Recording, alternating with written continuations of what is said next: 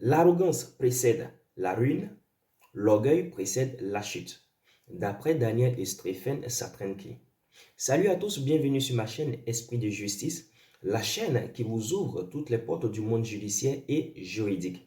Ici, nous parlons de droit, nous mettons en exergue toute l'importance juridique et tout aspect de nature à vous aider à mieux connaître vos droits. N'oubliez pas de vous abonner, activer la cloche de notification pour ne manquer aucune de mes vidéos. Veuillez liker s'il vous plaît pour le référencement de la chaîne. Aujourd'hui, nous allons parler du procès du 28 septembre. Il est d'actualité, permettez donc qu'on puisse en parler. Mais avant, jingle.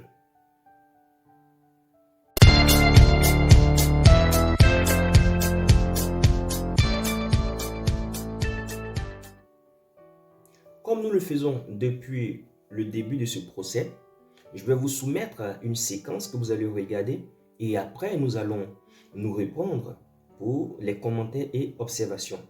Veillez attentivement s'il vous plaît sur la séquence de vidéo et on se dit dans quelques instants. Nous le ferons parce que... Alors, posez des questions concernant les faits. Justement, Voilà. Allez-y, maître. les faits reprochés ici concernent l'assassinat. Les faits reprochés ici concernent le viol. Mais au stade du 28 septembre, Bien sûr, allez-y dans ce sens. bien sûr. Parce que la question que vous avez posée, ça concernait ce qui s'est passé au camp Makambo, pas au stade. Oui, puisqu'il a fait état. Donc, envoyez-nous vous-même au stade. Puisqu'il nous a S'il fait vous plaît. il a fait état. Allez-y alors, Monsieur posez le des Président. questions dans ce sens. Il en a fait état. Il en a fait état. Monsieur Diakité,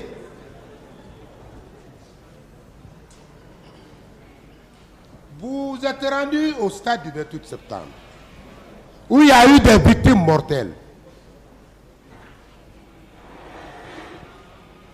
Et c'est bien pour ces victimes mortelles que vous comparaissez ici. L'âme de ces victimes mortelles-là, vous avez dit que Dieu est le seul propriétaire de leur âme. N'est-ce pas? Vous l'avez dit ici. Quel est votre état d'âme par rapport à ces victimes mortelles? Ah, c'est victime. Mais à Les l'entame, victimes au stade du 28 mais, septembre. Bien sûr. mais qu'est-ce que j'ai... Quel est Avant votre même état de d'âme? prendre la parole ici, moi je sais ce que j'ai prononcé à la mémoire des victimes. Donc soyons, voilà. C'est ça, j'ai répondu à cette question, maître. Donc, ce faisant, vous estimez que les corps du stade 28 septembre portent l'âme humaine. Mais le corps de Makambo, Bon, vous de nous Koumara- ramenez encore dans un autre débat. Porter plainte. Ok, une Vous autre ramenez question, une ailleurs autre encore. question. D'accord, une autre question. Je ne sais pas pourquoi vous tenez à ça. Une Posez autre des questions question. par rapport à ces faits. Ok, une autre question. Après les événements du 28 septembre, quelle est la réponse que vous pouvez donner à ceux qui disent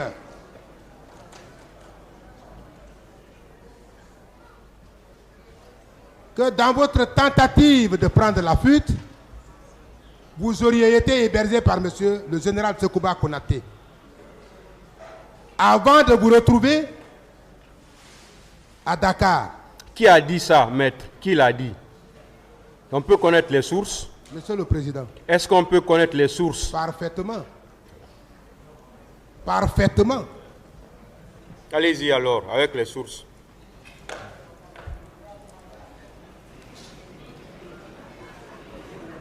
Il est développé ici, à cette barre, qu'après les événements du 28 septembre, lorsque l'initiative a été prise à l'effet de procéder à des enquêtes, Monsieur le Président,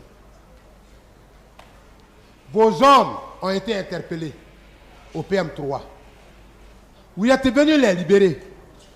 Vous avez continué au camp Koundara. Il y a eu des coups de feu, il y a eu victimes mortelles.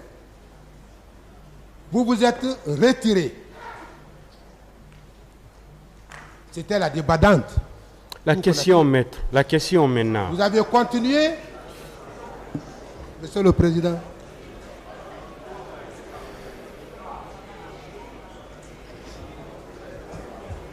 Allez-y avec la question, maître. Ce jour, vous avez pris la fuite.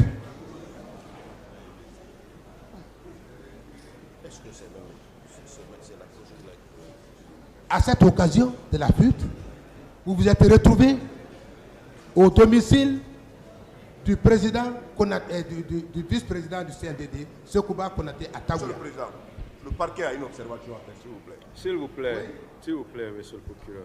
Maître, finissez avec la question maintenant. Finissez avec ça. Au domicile de Taouya, avant que vous ne soyez admis à Dakar. C'est la question. Qu'en dites-vous, monsieur Toumba? Je ne réponds pas à cette question. Oui, l'observation. Merci, Monsieur le Président. Le parquet voudrait rappeler ici, devant vous, au tribunal, que les faits pour lesquels votre tribunal est en train de statuer et sont clairement définis par l'ordonnance de renvoi. Votre tribunal doit statuer que sur ces faits. S'il y a autre procédure ou autre fait qui ne sont pas visés dans cette ordonnance et qui ne sont pas poursuivis à l'encontre de ces accusés, nous voudrons que les débats soient articulés que seulement sur ces faits qui sont traduits devant votre tribunal. S'il y a autre fait commis assassinat contre tentative d'assassinat, votre tribunal n'est pas saisi de ces faits. Nous voulons rappeler à votre tribunal, Monsieur le Président, très respectueusement, et aux parties à ce procès, les appeler à ce que les questions soient relatives au massacre du 28 septembre. Pas autre fait. C'est ce que le parquet voudrait rappeler aux parties, en passant par vous, Monsieur le Président. Je vous remercie très sincèrement. Droit de réplique, Monsieur le Président. Droit de réplique, Monsieur le Président. Allez-y. Merci, Monsieur le Président. Mais le ministère public était où? Monsieur le procureur, vous étiez où? Je crois que vous étiez dans cette salle. Vous étiez où? Quand M. Toumba Diakité a étalé leur conquête du pouvoir, avant de parler de son exercice, avant de parler de sa perte, à travers les événements du 28 septembre. Il a pris toute une journée pour parler de cette question. Vous étiez où? À mon avis, vous étiez dans cette salle. Vous n'aviez qu'à faire cette observation à ce moment. Vous le faites tardivement. Lorsqu'il nous invite à débattre d'une question, nous continuerons. Nous lui poserons des questions parce qu'il a fait croire au tribunal qui siège maintenant qu'il est blanc comme neige.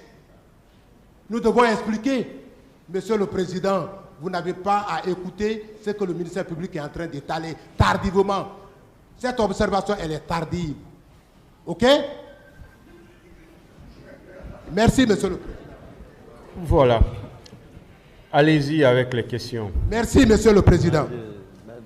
Faites Merci. moins de commentaires, maître. Non, c'est fini, Monsieur le Président. C'est presque fini. Ok? La table là, c'est pour les avocats. Ah, ok. La table est sacrée, Monsieur le Président.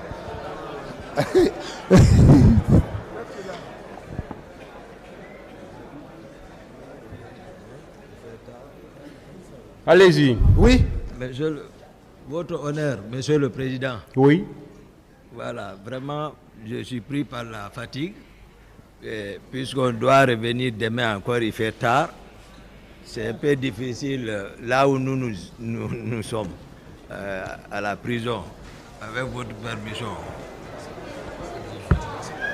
S'il vous plaît, je vous prie de rester à vos places, à commencer par les avocats même. S'il vous plaît, restez à vos places. Voilà.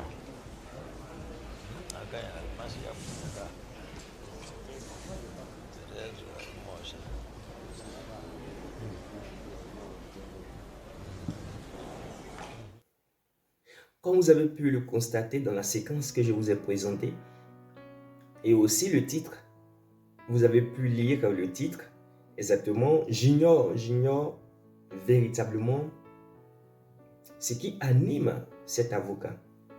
J'ignore. Je pense pour ma part, ce monsieur auquel je dois énormément de respect. Voilà.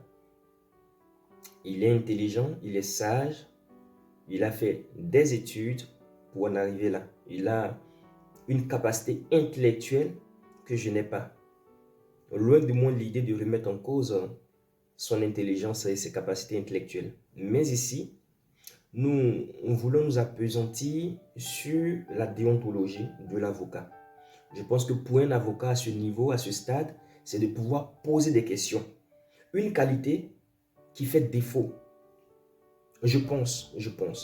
Le monsieur n'arrive même pas à poser des questions existentielles. À chaque fois, le président du tribunal est obligé de le répondre. Et je trouve cela dommage pour un avocat de ce rang. Il a tendance à contourner les choses et à s'en prendre à toutes les parties au procès.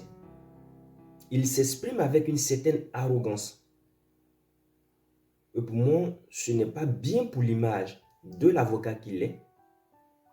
Son rôle devait se limiter à poser des questions, à justifier l'innocence de ses clients, à étaler si possible la culpabilité des autres accusés, tout en restant honnête lui-même, en restant respectueux et en posant de très bonnes questions, des questions bien pertinentes. J'ignore ce que vous penserez de cette analyse, mais j'attends quand même vos commentaires. Et si je devais ajouter quelque chose, je pense que vers la fin, il a quand même eu raison. Il a quand même eu raison d'interpeller le parquet qui a fait une observation tardive, selon lui. Je soutiens carrément. Cette observation aurait pu être mise sur la table depuis le début. Et quand c'est ainsi, il pourrait penser que c'est de la discrimination. Et là, je suis parfaitement d'accord avec lui, mais je pense que cet avocat a besoin de faire un véritable effort sur sa personne, un développement personnel pour essayer de contrôler ses émotions et véritablement faire ce pourquoi il est devant le tribunal, en lieu et place de s'en prendre à tous et de s'exprimer avec une certaine arrogance. Voilà les amis, c'est tout pour aujourd'hui. Je ne sais pas ce que vous en pensez et je vous attends dans les commentaires pour vos opinions. D'ici là, portez-vous bien. N'oubliez pas de partager, de vous abonner massivement à ma chaîne afin de pouvoir agrandir notre communauté. Je vous aime, Dieu veille sur vous. On se dit à bientôt pour une nouvelle vidéo.